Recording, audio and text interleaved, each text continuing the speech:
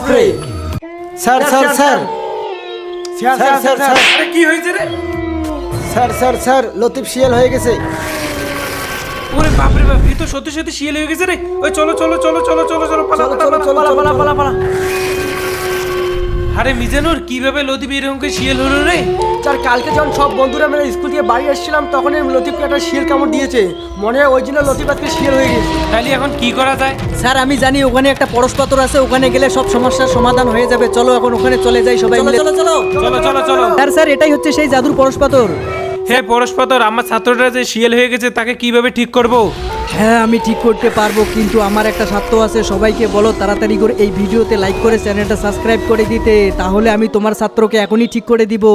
বন্ধুরা তাড়াতাড়ি করে লাইক সাবস্ক্রাইবটা করে দাও, তাহলে আমার ছাত্রটা আগের রূপে ফিরে আসবে। তো প্লিজ তাড়াতাড়ি লাইক সাবস্ক্রাইবটা করে দাও।